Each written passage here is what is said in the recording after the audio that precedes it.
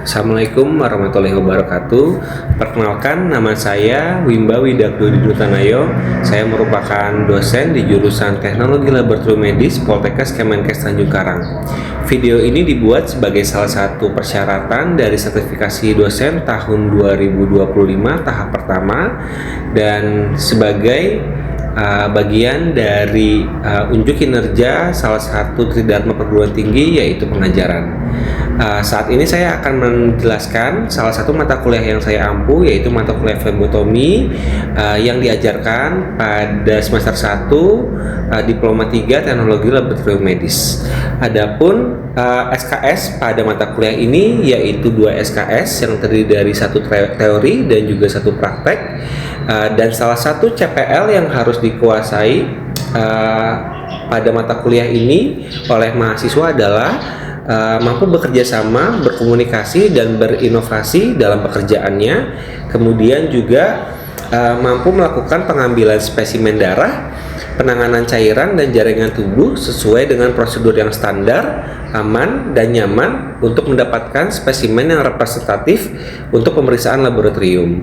Dan CPL yang lain yang khusus salah satunya adalah menguasai anatomi tubuh manusia, sistem sirkulasi dan hemostasis, teknik pengambilan darah kapiler, vena, dan arteri, komplikasi flebotomi, penanganan pasien akibat tindakan flebotomi, sistem dokumentasi dan penanganan spesimen, serta quality assurance, komunikasi, dan juga patient safety. Adapun CPMK yang akan diajarkan pada mata kuliah ini terdiri dari 13 CPMK. Salah satu diantaranya adalah mahasiswa mampu menjelaskan pengetahuan dasar flebotomi, mampu menjelaskan anatomi fisiologi manusia dan sistem sirkulasi darah. Mahasiswa juga mampu melakukan pengambilan darah vena atau venipuncture dengan prosedur yang benar. Lalu mahasiswa mampu mendeskripsikan komplikasi yang terjadi dalam proses venipuncture, serta mahasiswa juga mampu menjelaskan prosedur venipuncture pada populasi khusus, contohnya anak dan lansia. Tadi merupakan CPMK yang saya sebutkan, beberapa CPMK yang saya sebutkan. Selanjutnya juga saya akan menyebutkan bahan-bahan kajian apa saja yang diajarkan pada mata kuliah flebotomi. Yang pertama adalah pengenalan flebotomi, kemudian K3 proses flebotomi dan juga kontrol infeksi. Yang kedua, anatomi fisiologi dan sistem sirkulasi darah. Yang ketiga, peralatan flebotomi dan kegunaannya. Yang keempat, persiapan venipuncture. Yang kelima, komplikasi pada venipuncture. Yang keenam dan ketujuh, venipuncture pasien pediatrik dan juga geriatrik. Yang kedelapan, venipuncture untuk pemeriksaan kultur darah dan OGTT. Yang kesembilan, penanganan dan transportasi spesimen. Yang kesepuluh, prinsip dan teknik komunikasi dengan pasien. Yang kesebelas, jenis-jenis manajemen konflik dan proses pemecahan masalah. Yang ke-12 dan ke-13, prosedur pengambilan darah kapiler dan arteri. Yang ke-14, pengambilan spesimen urin, feses, sperma, dan cairan lainnya. Yang ke-15, quality assurance dan quality control proses flebotomi. Dan yang ke-16, penanganan preanalitik hingga analitik POCT. Di video kali ini saya akan menyampaikan teori, yaitu pengenalan peralatan flebotomi, dan pada prakteknya saya akan mendemokan proses melakukan venipuncture dengan prosedur yang baik dan benar. Selamat menyimak. Bismillahirrahmanirrahim. Assalamualaikum warahmatullahi wabarakatuh. Waalaikumsalam warahmatullahi wabarakatuh. Selamat pagi semuanya.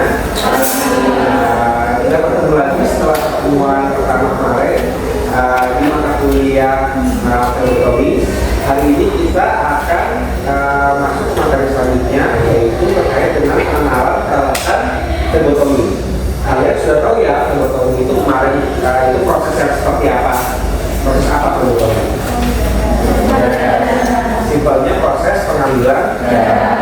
Nah, pada model flebotomi atau flebotomi zaman sekarang, darahnya kan kita gunakan untuk apa?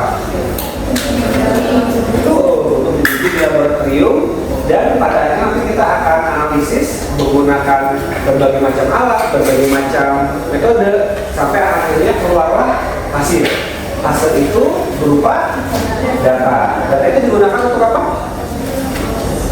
Data itu digunakan untuk penegakan diagnosa. Karena kan dokter sudah membuat diagnosa sementara ya.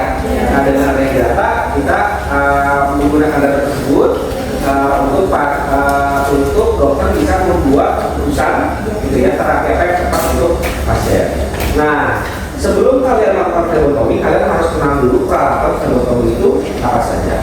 Coba kita lihat ya, flebotomi ada apa saja.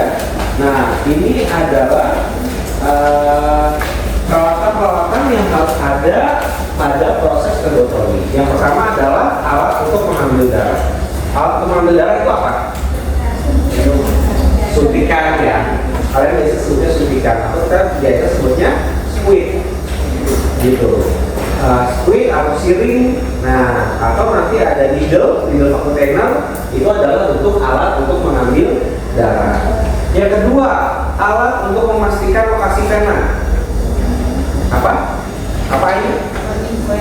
Torniquet. Pernah dengar? Ada yang belum. Pernah lihat alatnya? Belum. Nanti kita lihat alatnya ya. Alat untuk memastikan lokasi vena adalah torniquet. Kemudian yang ketiga, alat untuk membersihkan lokasi pengambilan darah. Itu apa? Alcohol swab. Gitu, atau kapas alkohol. Kemudian labeling dan alat transportasi sampel. Labeling pakai apa?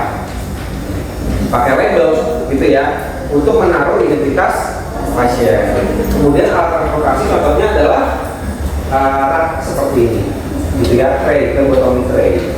Kemudian alat untuk menutup luka apa? Kemudian peralatan untuk melindungi diri dari blood hazard atau bahaya darah. APD yang kita gunakan. Oke, kita lanjut lagi. Oke, kalau tadi tujuan dari si peralatannya, kalau ini adalah jenis-jenis peralatannya. Mulai dari antiseptic solution atau alcohol swab, kemudian ada bandage and gauze pads untuk menutup luka, collection tubes itu tabung tabung untuk menyimpan darahnya.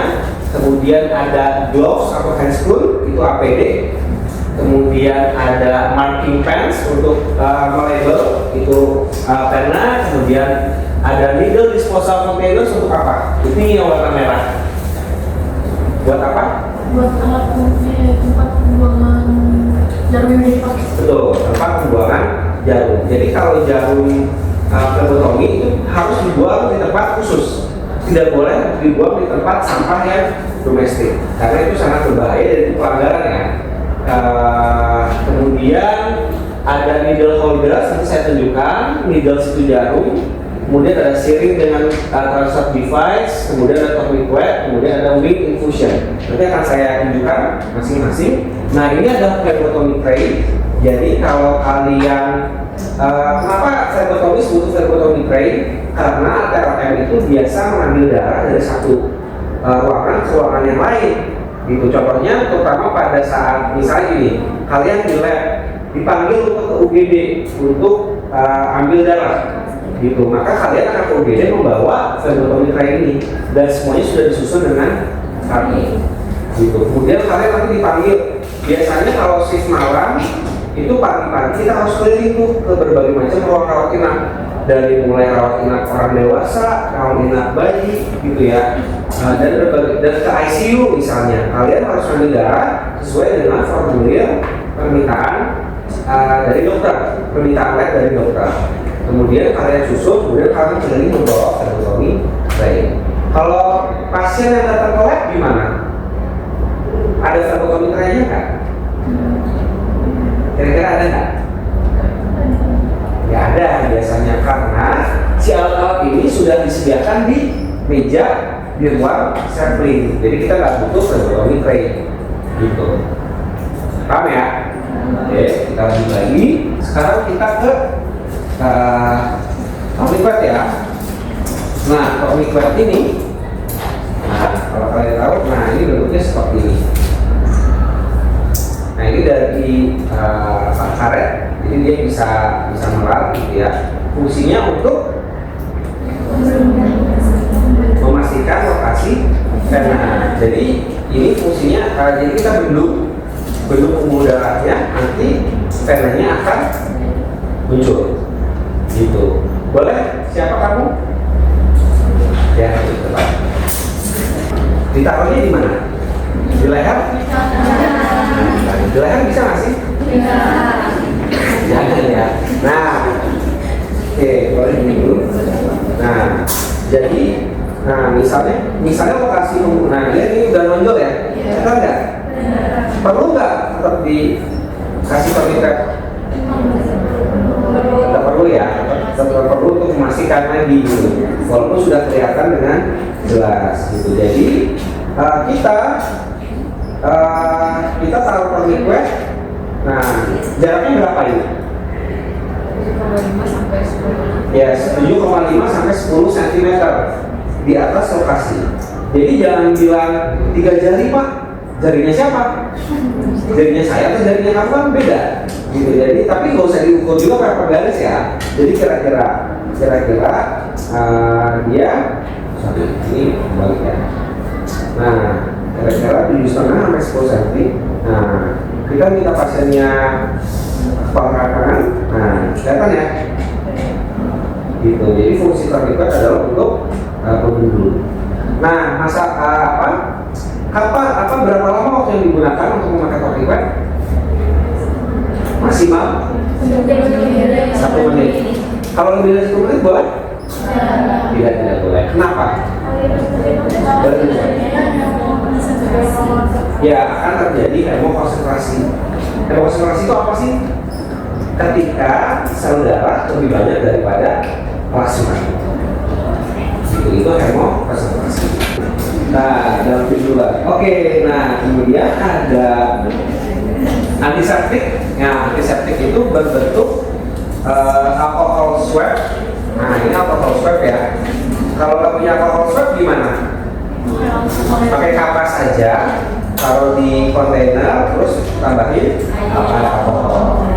Kenapa kita harus melakukan harus dibersihkan dulu, antiseptik dulu, supaya bakteri yang ada di kulit tidak ikut masuk ke dalam darah. Kemudian, nah ini adalah needle atau jarum, gitu ya. Nah jarum ini kalian bisa, saya punya 3 jenis jarum. Nah ini ada yang 5 cc atau 5 mili. Ini ada yang 3 cc atau 3 mili. Ini yang 1 cc atau 10 mili. Semuanya harus dalam kondisi steril. Steril sudah ada dari pabrikan ya, dan tersegel. Gitu. Ini saya sudah ada yang saya buka. Kelihatan lebih jelas ya. Semakin besar, semakin besar cc-nya, semakin besar juga. Gitu. Nah, kalau kalian lihat, nah ini bagian needle-nya ya. Jadi ini disebutnya needle, ini disebutnya siring. Ketika bersatu jadilah squid. Gitu. Nah needle ini bagiannya ada bagian hub. Nah ini ya. Nah ini bagian hub. Bagian hub ini nanti ketika darahnya pertama kali masuk akan kelihatan di sini karena dia transparan. Jadi darahnya masuk, nanti kalau kalian kelihatan baru kalian tarik. Gitu. Ada bagian hub, ada bagian shaft. Nah ini bagian shaftnya. Nah bagian ujungnya nanti ada lubangnya disebutnya lumen. Kemudian landasannya disebutnya bevel. Ujung paling tajamnya disebutnya point. Gitu. Kemudian, nah satu lagi, kalau yang ini, nah ini ada needle satu lagi. Kalau saya tarik,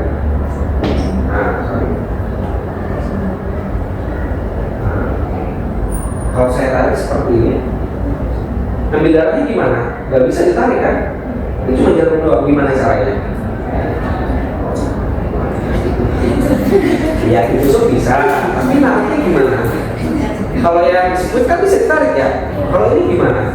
Gimana ini? Pakai holder, habis itu pakai tabung. Betul. pakai holder, kemudian pakai tabung. Holdernya ini. Setiap needle dipakainya harus hanya sekali. Jadi nggak boleh ya dipakai ganti-ganti orang, nggak boleh. Itu haram hukumnya. Gitu. Jadi ini juga sama sekali, tapi kalau holder dia bisa berkali-kali. Gitu ya, karena dia hanya sebagai pembantu aja pemegang. Jadi tidak akan terinfeksi.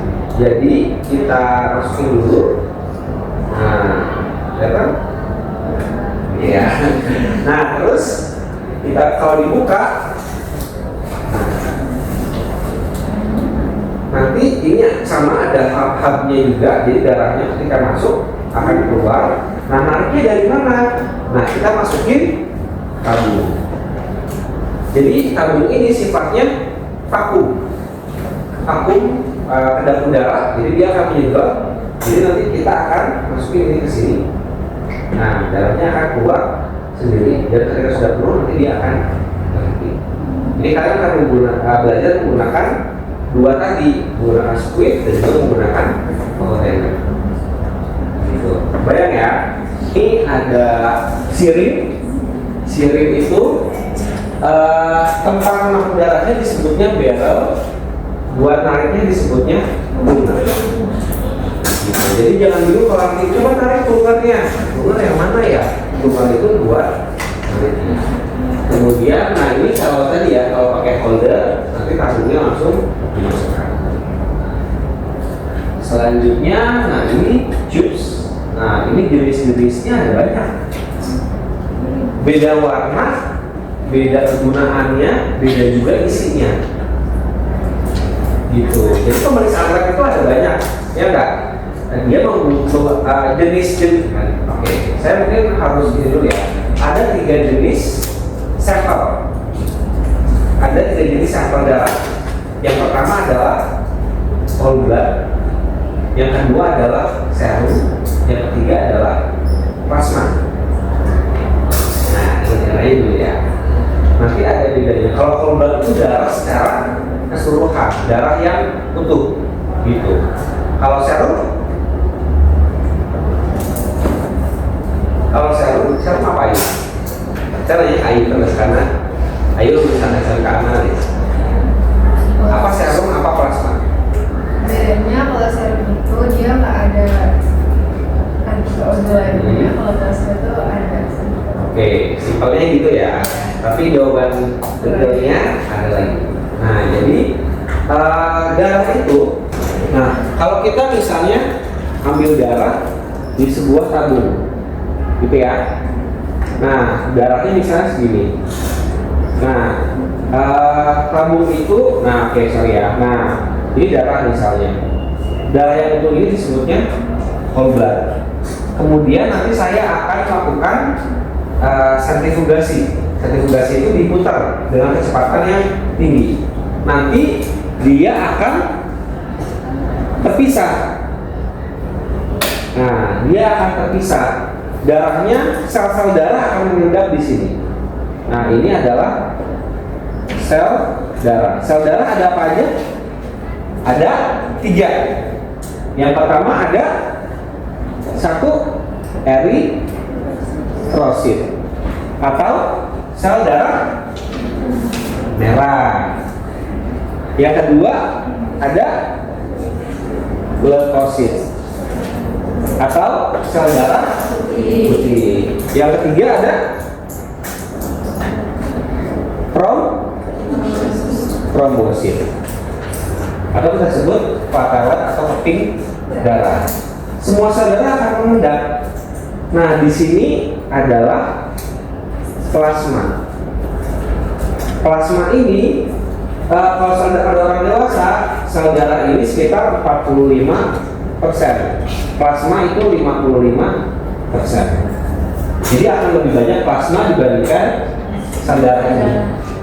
Gitu. Nah, plasma ini mengandung banyak sekali metabolit, berbagai macam protein, glukosa ada di sana, hormon-hormon, enzim-enzim, elektrolit seperti natrium, kalium, kalsium, semuanya ada di plasma.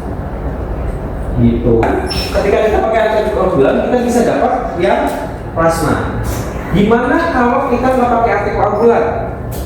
Nah, kalau nggak pakai antikoagulan, kalian sentrifugasi, nanti akan sama seperti ini. Ini sel darahnya di sini. Ini sel darah, sel darah. Yang di sini namanya serum. Jadi namanya beda. Cairannya disebutnya serum. Itu kira-kira ada yang mau ditanyakan?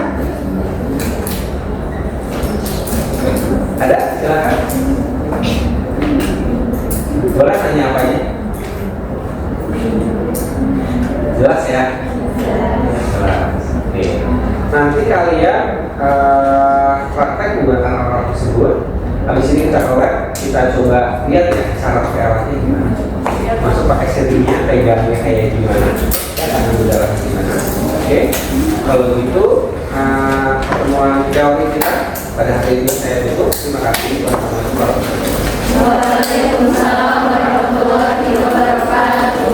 Bismillahirrahmanirrahim. Assalamualaikum warahmatullahi wabarakatuh. Waalaikumsalam warahmatullahi wabarakatuh. Ya, hari ini kita akan melakukan praktikum pengambilan darah, gitu ya. Sebelumnya saya akan mendemokan bagaimana cara mengambil darah yang baik dan benar.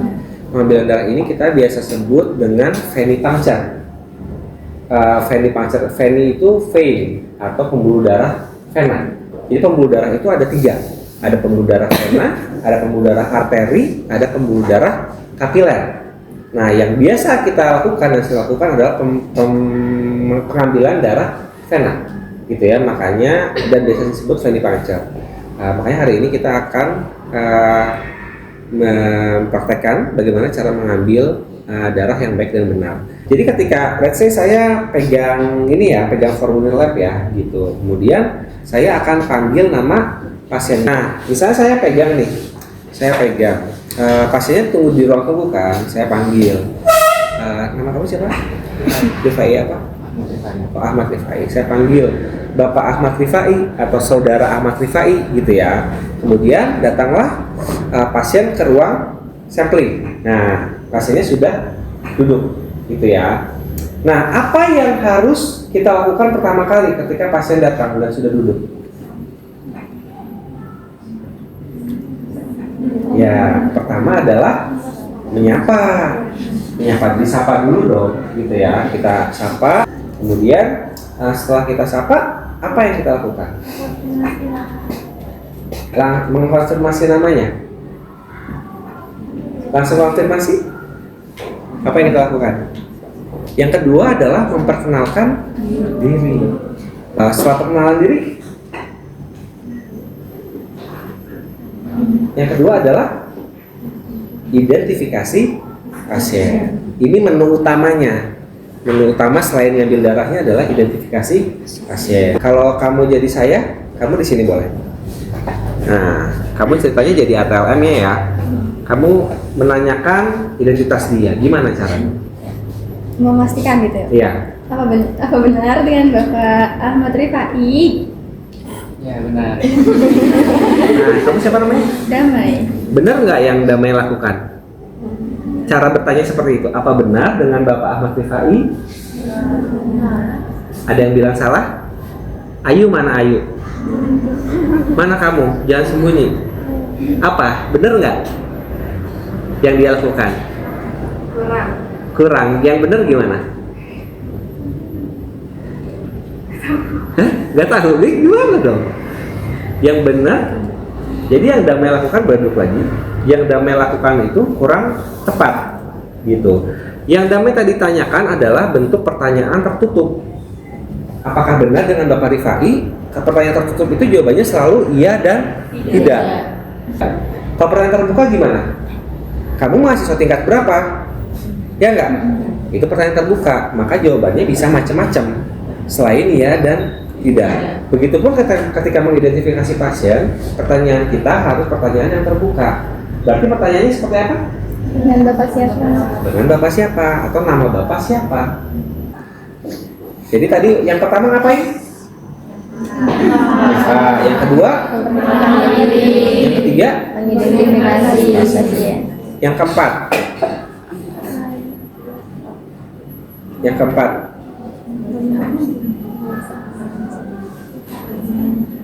Apa? Inform consent. Yang keempat, inform consent. Inform itu menginformasikan, consent itu meminta persetujuan. Nah, kalau sudah, ya, terus kita tahap selanjutnya kita siapkan peralatan, gitu ya. Bang, boleh ambil bantal nggak?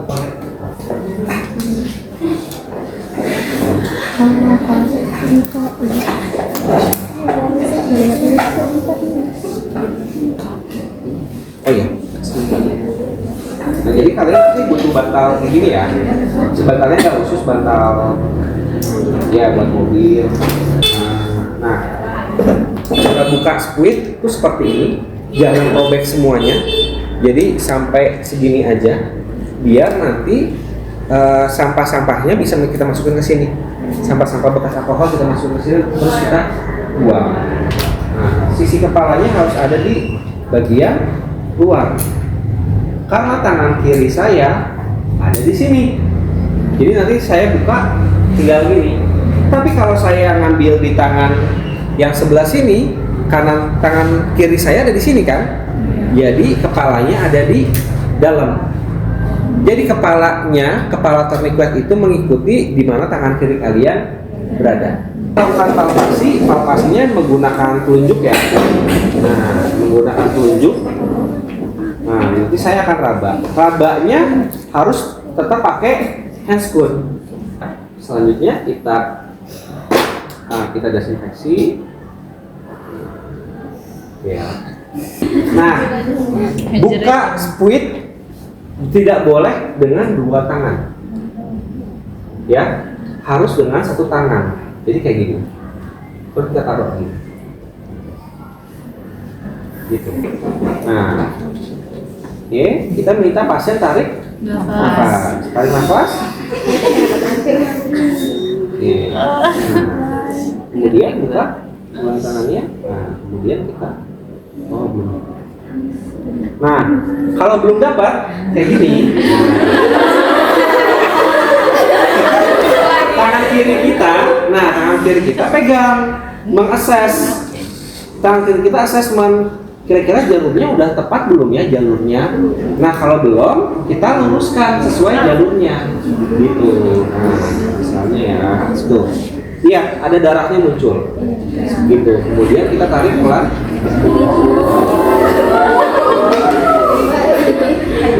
Pelan-pelan ya, nggak boleh cepet-cepet ya. Nah, kita pelan-pelan. Ini sudah bisa dibuka ya. Nah, tourniquetnya lihat, saya buka pakai tangan kiri. Ya.